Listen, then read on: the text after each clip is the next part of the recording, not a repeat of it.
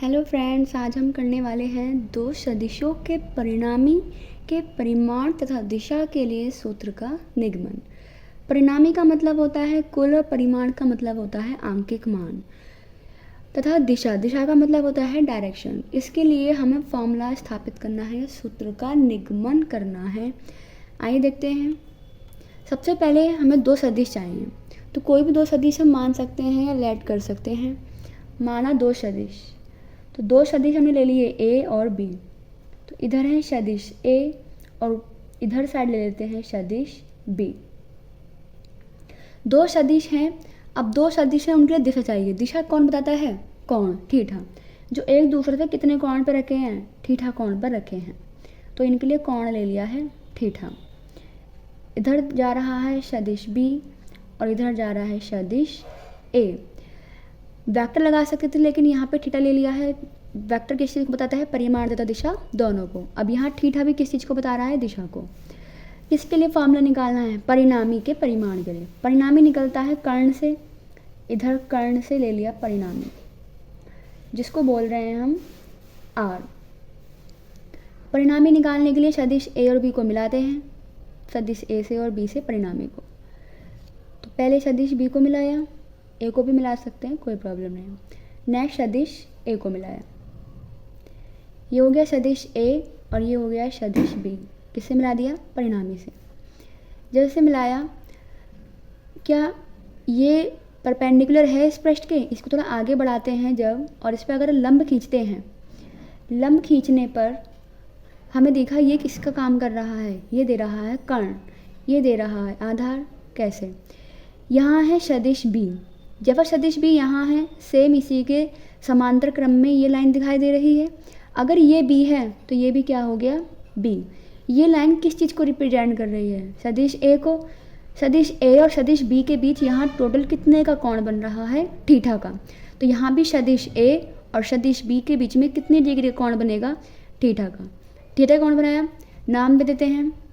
यहाँ दिया नाम ओ, यहाँ दिया एस, यहाँ दिया एन पी क्यू। ओ से पी तक सदिश ए है, ओ से क्यू तक सदिश बी है। ओ क्यू समांतर है पी क्यू के। हमें दिखाई दे रहा है ओ क्यू किसके समांतर है? P Q. ओ क्यू समांतर है किसके? पी एस के। समांतर वजह से जितना यहाँ था बी उतना ही कहाँ आ गया? यहाँ पर आ गया। नेक्स्ट, कोण के सामने वाली भुजा क्या होती है? लंब। ये हो गया कर्ण। तो नेक्स्ट क्या बचा? ये आधार। अब यहाँ पे एक त्रिभुज नया दिखाई दे रहा है, एस ओ एन। तो ये भी कुछ ना कुछ कोण बनाएगा। तो यहाँ पे एस ओ एन, ओ पे कोण बना ओनली अल्फा का। हमें किसके लिए फॉर्मूला निकालना है? सदिश के परिणामी के परिमाण के लिए। परिणामी के परिमाण तथा दिशा के लिए सूत्र। परिमाण हो गया हमारा आर और दिशा हो गई हमारी अल्फा। लिख लेते हैं यहाँ, दिशा हो गई अल्फा, परिमाण हो गया आर। परिमाण किस पे आ रहा है? कर्ण पे आ रहा है। त्रिभुज दिखाई दे रहा है एस ओ एन। कोण के सामने वाली भुजा लंब, अल्फा के जस्ट सामने कौन सी साइड आ रही है? S N. सबसे बड़ी साइड हो गई कर्ण, जो सबसे नीचे बची वो क्या हो गई? हमारी आधार। तो आर आ रहा है कर्ण पे, तो सीधी सीधी कौन सी थ्योरम लग सकती है? पाइथागोरस प्रमेय लगाते हैं। त्रिभुज एस ओ एन में, त्रिभुज एस ओ एन में जब लगाया तो देखा कर्ण पे आ रहा है ओ एस, लंब पे आ रहा है एस एन, आधार पे आ रहा है ओ एन। लगाते हैं पाइथागोरस प्रमेय। क्या होती है पाइथागोरस प्रमेय? कर्ण का स्क्वायर बराबर लंब का स्क्वायर प्लस आधार का स्क्वायर। सबसे बड़ी भुजा हमारी साइड कौन सी होती है? कर्ण होती है। कर्ण का क्या नाम है? O S. तो यहाँ पे लिख दिया ओ एस का स्क्वायर बराबर, कोण के सामने ऑलवेज क्या होता है? हमारा लंब, परपेंडिकुलर। परपेंडिकुलर दिखाई दे रहा है हमारा एस एन, तो इसको लिख दिया एस एन का स्क्वायर।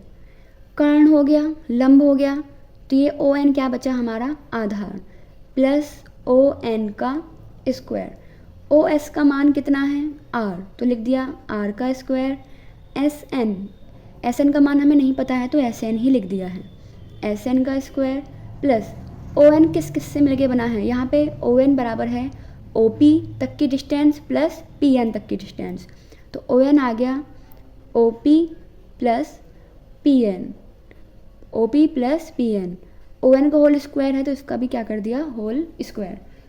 अब यहाँ पे एस एन का मान यहाँ है और पी एन का मान यहाँ है। क्या हमें पी एन और एस एन में से किसी का मान भी पता है? नहीं। ओ पी का मान कितना है, ए, इसे भी लिख देते हैं। आर स्क्वायर बराबर एस एन का वर्ग प्लस ओ पी का मतलब कितना है, ए, प्लस पी एन का स्क्वायर। अब यहाँ पे हमें सिर्फ दो ही वैल्यू नहीं पता है, फर्स्ट हमारी है एस एन एंड सेकेंड है हमारी पी एन। इसके लिए हमें एक नया त्रिभुज दिखाई दे रहा है एस पी एन। कोण को हमेशा बीच में लेते हैं तो हम एस पी एन पढ़ सकते हैं या फिर एन पी एस पढ़ सकते हैं। इसको इक्वेशन फर्स्ट मान लेते हैं। त्रिभुज, त्रिभुज नाम बन रहा है हमारा एस पी एन में। तो त्रिभुज एस पी एन में कोण के सामने वाली भुजा, कोण कहाँ है, थीटा पे, कोण के सामने जो साइड दिखा देती है वही क्या होती है, ऑलवेज लंब। कोण के सामने दिखाई दे रहा है लंब, और सबसे बड़ी भुजा होगी कर्ण, छोटी वाली क्या होगी हमारी आधार।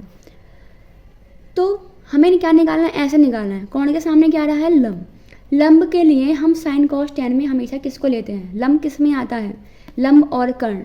साइन में लाल बटे कका से साइन थीटा बराबर, साइन बराबर होता है लंब बटे कर्ण। कोण के सामने वाली भुजा लंब होती है, लंब कितना दिखाई दे रहा है, एस एन, एंड कर्ण कितना दिखाई दे रहा है, सबसे बड़ी भुजा हमारी पी एस। तो यहाँ लिख दिया पी एस। साइन थीटा बराबर एस एन का मान हमें पता नहीं, पी एस का मान कितना है बी, तो यहाँ लिख दिया बी। एस एन का मान कितना आ गया, एस एन बराबर आ गया बी साइन थीटा। समीकरण एक में हमें एस एन का और पी एन का मान चाहिए था, एस एन का मान हमारा आ चुका है बी साइन थीटा। नाउ अब किसका मान चाहिए, पी एन का।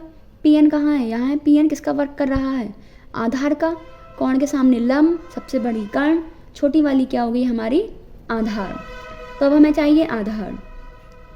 देन कॉस थीटा बराबर, आधार के लिए लेते हैं हमेशा कॉस एंड लंब के लिए लेते हैं हमेशा साइन। तो लिखा कॉस थीटा बराबर होता है आधार बटे कर्ण। आधार कितना दिखाई दे रहा है, पी एन, तो आधार की जगह लिखा पी एन। कर्ण कितना दिखाई दे रहा है, सबसे बड़ी भुजा, कर्ण कितनी है पी एस, लिखा यहाँ पी एस। जब इसको यहाँ पे रखा तब कॉस थीटा बराबर क्या मिला, कॉस थीटा बराबर हमको मिला पी एन। पी एन का मान तो हमें पता नहीं है, तो पी एन की जगह जैसा है वैसा ही लिख दिया। इसको लिखने पर पी एस बराबर कितना है बी, तो बी लिखा। बी भाग से इधर साइड गुणा में चला गया, तब पी एन बराबर आ गया बी कॉस थीटा। समीकरण एक में हमें दो ही चीज़ चाहिए थी, first S N and second P N. S N का भी मान आ चुका है, पी एन का भी मान आ चुका है। इन दोनों को कहाँ रख सकते हैं, समीकरण एक में। एस एन तथा पी एन के मान समीकरण एक में रखने पर के मान समीकरण एक में रखने पर, जब समीकरण एक में रखा तब यहाँ पर है आर स्क्वायर लिखा हुआ है तो आर स्क्वायर लिखा। एस एन कितना है हमारा बी साइन थीटा, तो एस एन की जगह लिखा B sine theta, B sine theta. S N की जगह लिखा B sine theta, S N का वर्ग हो रहा है तो इसका भी क्या कर दिया वर्ग, बी साइन थीटा का स्क्वायर। प्लस लिखा हुआ है तो क्या लिखा प्लस, ए लिखा हुआ है ए प्लस। पी एन का मान कितना है बी कॉस थीटा, तो पी एन की जगह लिखा बी कॉस थीटा। इसका वर्ग हो रहा है तो इसका भी क्या कर दिया वर्ग। R square equals to B sine theta का वर्ग, वर्ग का मतलब बी का भी वर्ग और साइन का भी वर्ग, तो यहाँ कर दिया बी का भी वर्ग एंड साइन का भी वर्ग। प्लस है तो प्लस लिखा। ए प्लस बी का होल स्क्वायर का फॉर्मूला बन रहा है। ए प्लस बी का होल स्क्वायर का फॉर्मूला कैसे खोलते हैं, पहले का वर्ग प्लस दूसरा में जो लिखा हुआ है उसका वर्ग, दूसरा में लिखा हुआ है बी कॉस थीटा तो बी कॉस थीटा का भी वर्ग। तो यहाँ आ गया B square cos square theta plus 2 की मल्टीप्लाई के साथ इन दोनों की भी गुणा, 2 लिखा, इन दोनों की गुणा करी ए बी कॉस थीटा। ये किसका फॉर्मूला लगाया हमने, ए प्लस बी के होल स्क्वायर का। हम जानते हैं ए प्लस बी का होल स्क्वायर होता है A square plus B square plus 2ab। ये आ चुका है। अब इस फॉर्मूले में हमें क्या दिखाई दे रहा है, यहाँ ए स्क्वायर लिखा हुआ, जैसा लिखा हुआ ए स्क्वायर को वैसे ही लिख दिया है, ए स्क्वायर प्लस यहाँ बी स्क्वायर दिखाई दे रहा है एंड यहाँ बी स्क्वायर दिखाई दे रहा है। दोनों में से बी स्क्वायर जब कॉमन करा तो यहाँ बचा है बी स्क्वायर कॉमन करने पे साइन स्क्वायर थीटा एंड यहाँ बी स्क्वायर कॉमन करने पे दिखाई दे रहा है कॉस स्क्वायर थीटा प्लस क्या दिखाई दे रहा है 2ab cos theta. R square equals to A square जैसा था वैसा का वैसा ही लिख दिया प्लस बी स्क्वायर जैसा है वैसा ही लिख दिया। Cos square theta plus sine square theta किसके बराबर होता है, ये होता है 1 के। तो cos square theta plus sine square theta में 9 10 भी पढ़ रखा है, इसकी वैल्यू किसके बराबर होती है, ये 1 के। प्लस लिखा हुआ है 2ab कॉस थीटा, ये जैसे लिखा हुआ है इसको वैसे ही लिख दिया। तब हमें फॉर्मूला बना, वर्ग हटाएंगे तो क्या आ जाता है, दोनों तरफ क्या ले सकते हैं, वर्गमूल ले सकते हैं। लिखा वर्गमूल लेने पर, जब वर्गमूल लिया तो यहाँ पे क्या आ गया, अंडर रूट लगा दिया, पूरे पे क्या लग जाएगा, अंडर रूट, जो जैसा लिखा हो उसको वैसे ही लिख देंगे। बस स्क्वायर यहाँ से हट गया क्योंकि आर स्क्वायर का वर्गमूल कितना आ जाएगा, आर, और यहाँ आ गया A square plus B square plus 2ab cos theta. ये फॉर्मूला आ गया हमारे परिणामी के परिमाण के लिए सूत्र का निगमन। तो ये तो फॉर्मूला हो गया, यह किसके लिए फॉर्मूला हो गया, परिणामी के परिमाण के लिए सूत्र का निगमन। नेक्स्ट हमें किसके लिए सूत्र फाइंड करना है, हमें फाइंड करना है दिशा के लिए। ये परिमाण कहाँ तक आ रहा है, SON में, जहाँ OS कहता है हमारा परिमाण। कौन दिखाई दे रहा है यहाँ पे, अल्फा। अल्फा किसके बराबर है, अल्फा के सामने दिखाई दे रही है साइड SN और अल्फा के लिए आधार दिखाई दे रहा है ON। सबसे बड़ी भुजा क्या होती है, कर्ण। तो लंब और आधार के लिए साइन कॉस tan में हम किसे लेते हैं, लंब आधार का मतलब है जिसमें लंब भी आ रहा हो और आधार भी आ रहा हो। तो लाल बटे कका से भी लंब और आधार के लिए हमारे पास साइन कॉस tan में tan रहता है।